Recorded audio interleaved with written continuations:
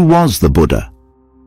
For centuries, people have pictured him as a serene figure, seated beneath a tree, eyes closed, a calm smile on his lips. His image is found in temples, caves, homes, and meditation halls across the world. He is often called the Enlightened One or the Awakened One. But behind this image was a man, a flesh and blood human being who walked the earth 2,500 years ago. He was born as Siddhartha Gautama, a prince surrounded by luxury. But instead of becoming a powerful king, he renounced everything to search for truth. His journey was not about conquests, kingdoms, or wealth. It was about something deeper. Why do human beings suffer? Why do we cling to things that never last? Is there a way to be free? The Buddha was not a god. He was not a prophet of a divine command. He was a seeker, a teacher, and a revolutionary thinker. He gave the world a path of wisdom, compassion, and mindfulness. This is the story of Siddhartha Gautama, the man who became the Buddha. More than 2.5 millennia ago, in the small kingdom of the Shakyas, Queen Maya Devi had a strange dream. In it, a white elephant descended from the heavens and entered her womb. The Brahmins interpreted the dream as a sign. Her child would either become a great emperor who would rule the world, or a great sage who would renounce it. Soon after, Queen Maya gave birth in Lumbini. She stood beneath a flowering sal tree, grasping a branch when the child emerged.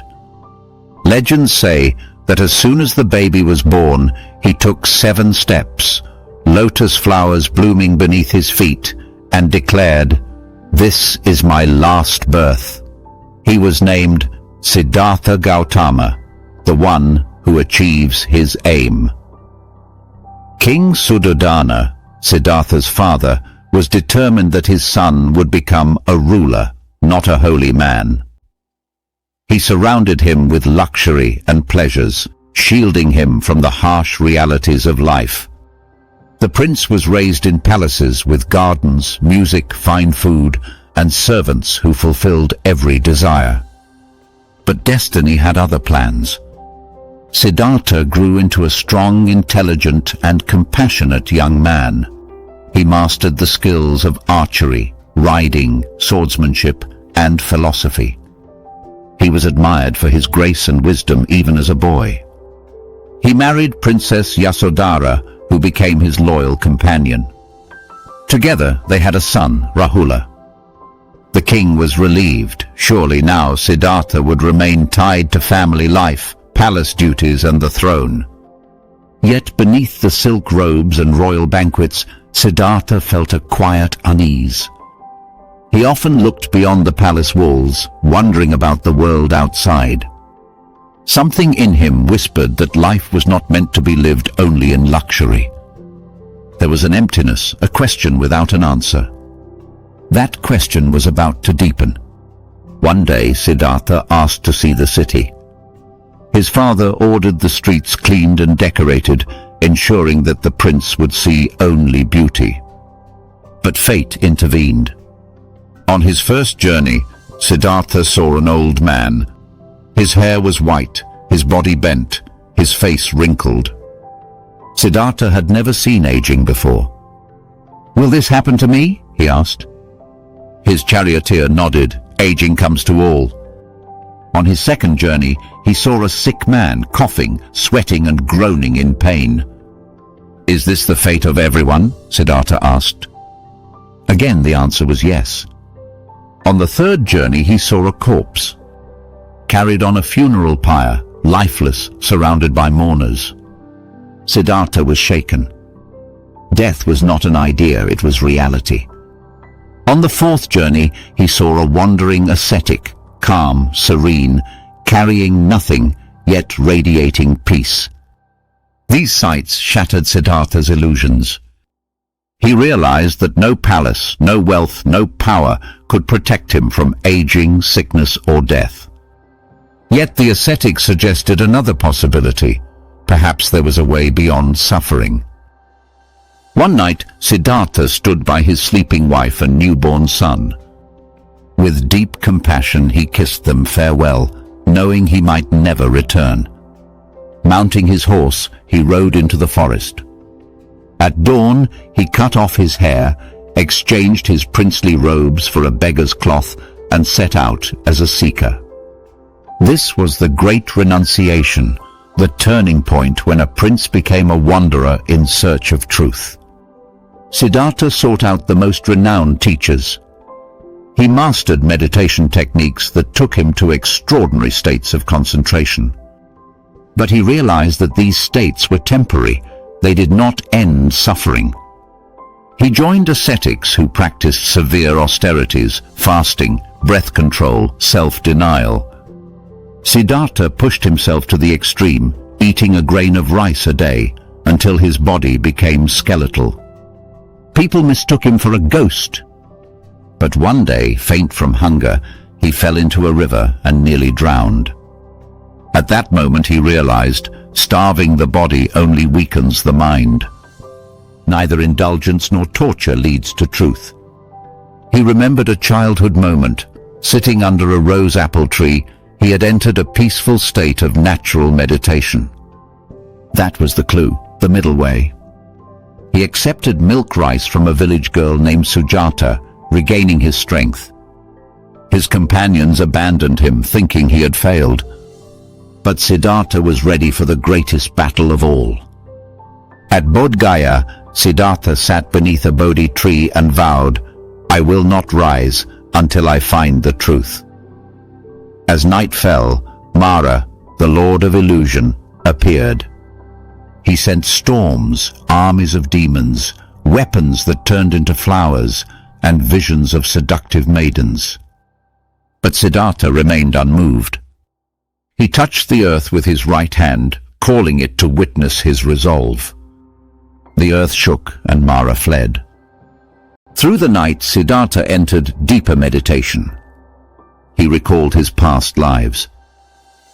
He saw the cycle of rebirth driven by ignorance and craving. He understood the Four Noble Truths. Life is suffering. Suffering arises from craving. There is a way to end suffering. That way is the Noble Eightfold Path. At dawn, seeing the morning star, Siddhartha awakened.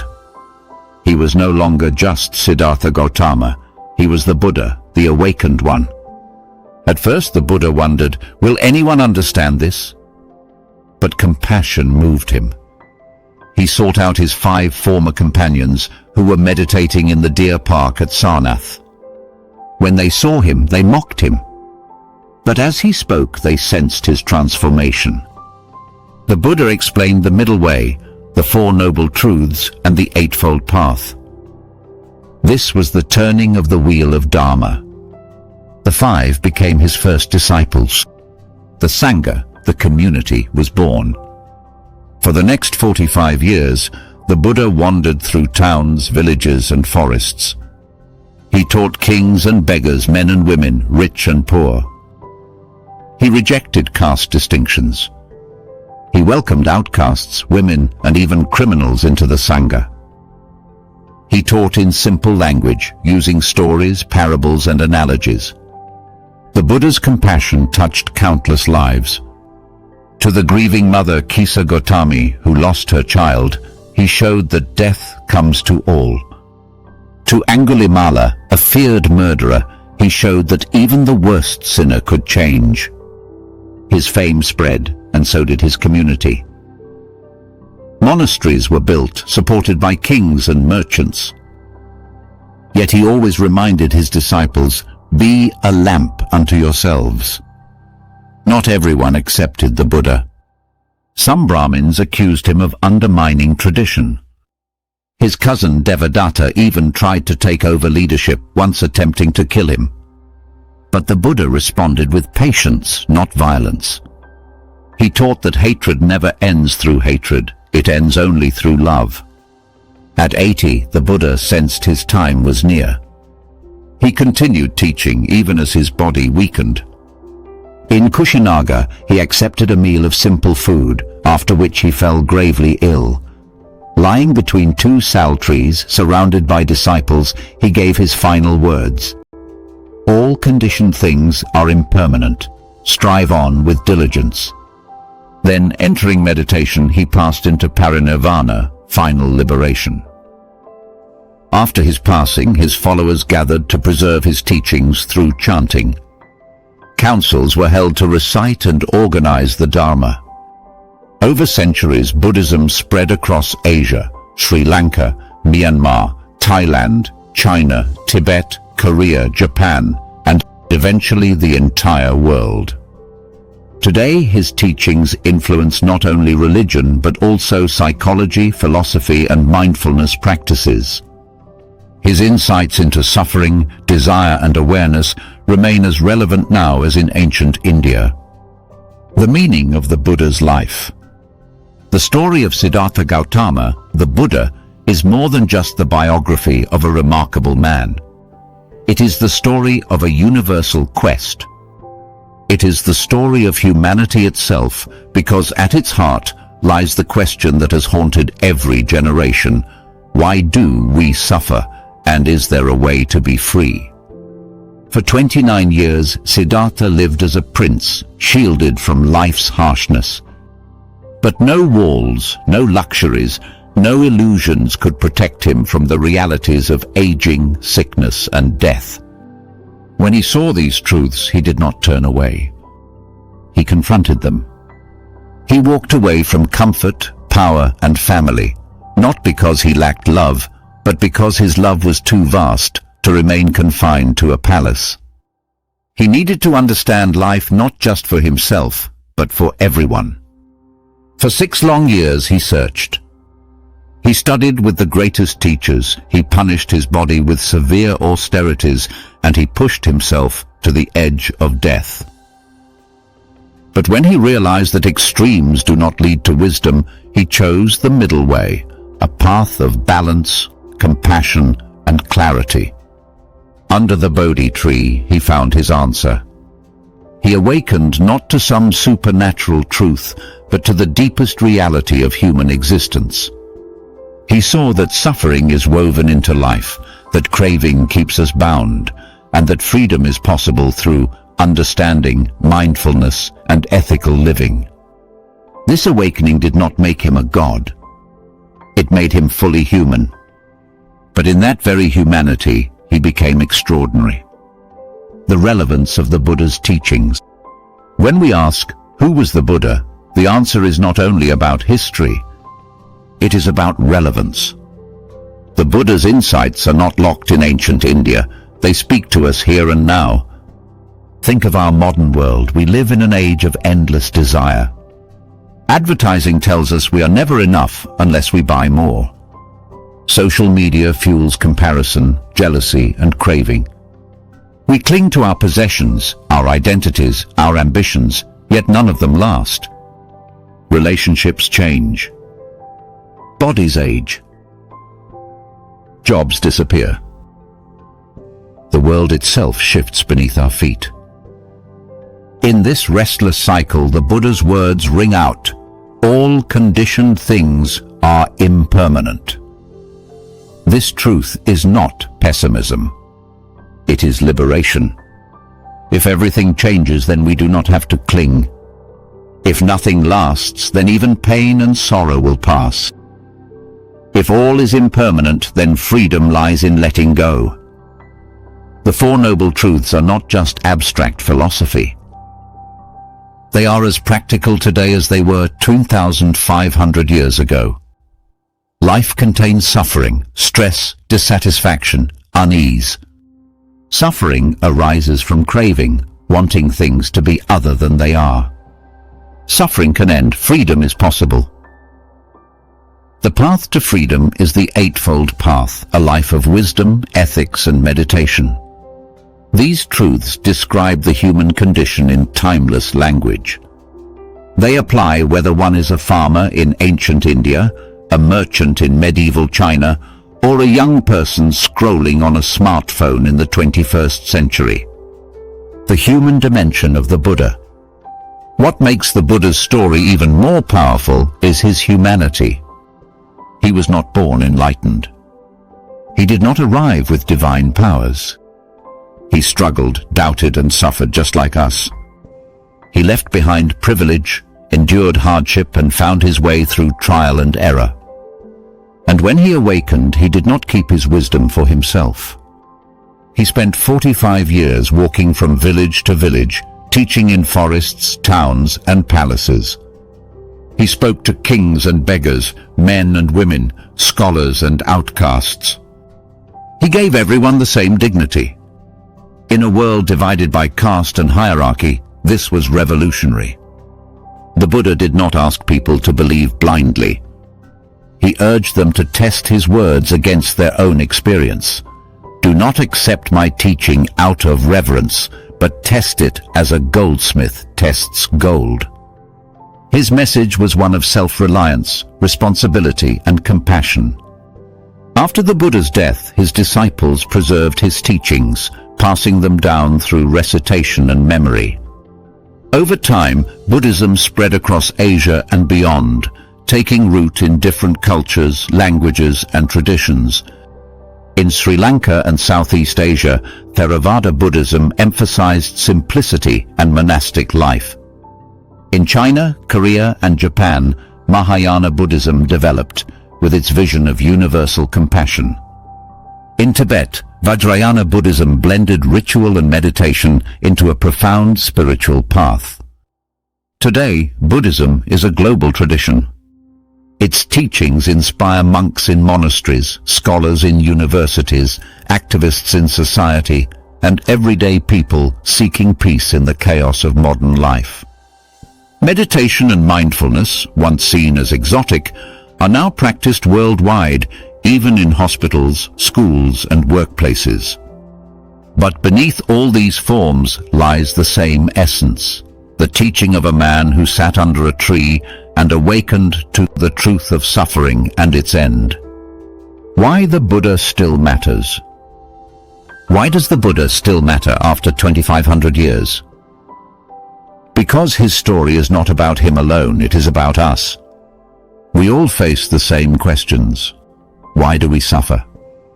Why do we crave what does not last? How do we live with compassion in a world of change? The Buddha's life shows that answers do not come from outside, from gods, from wealth, or from rituals. They come from within, from awareness, from letting go, from seeing clearly. In times of conflict, he taught non-violence. In times of inequality, he taught dignity for all. In times of despair, he taught hope, not false promises, but the real hope of transformation through our own effort.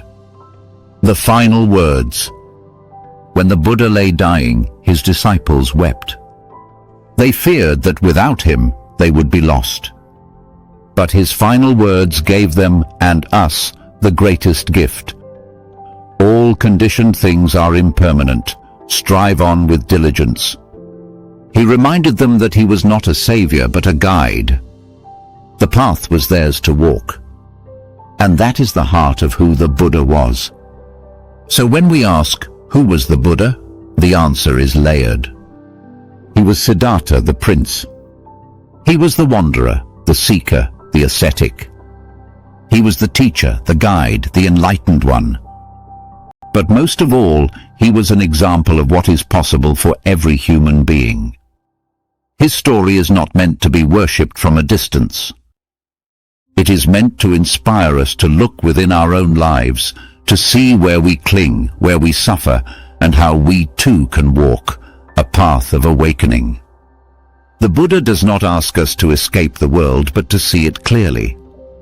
He does not ask us to reject life, but to live it with wisdom and compassion. He does not promise heaven elsewhere, but peace here and now in the present moment. And perhaps that is why his voice still speaks across centuries. Be a lamp unto yourself. Walk the path. Awaken. In the end, the Buddha was not just a figure of the past. He is a mirror for the present. His life is an eternal reminder that freedom is possible, that peace is possible, that awakening is possible. We suffer, but we are not doomed to suffer. We crave, but we can let go. We live in impermanence, but we can find freedom in its very flow. The Buddha showed the way, not as a god, but as a human being who discovered the depths of his own mind. That is his greatest legacy, to show us that the path of awakening is open to all. So the story of the Buddha ends where it truly begins, with you, with me, with anyone who dares to ask the same question that Siddhartha asked beneath the Bodhi tree. What is the cause of suffering, and how can it end? The Buddha's answer was his life, and his life remains an invitation. So who was the Buddha? He was a prince who renounced wealth, a seeker who endured years of struggle, a teacher who spoke to all, regardless of caste, gender, or status, a human being who found freedom within his own mind. The Buddha's story is not just history, it is an invitation. His life asks us, can we also see clearly? Can we let go of our cravings, our fears, our illusions? Can we awaken? 2,500 years later, the voice of the Buddha still whispers, come and see. Walk the path for yourself. Be a lamp unto yourself. And that is who the Buddha was.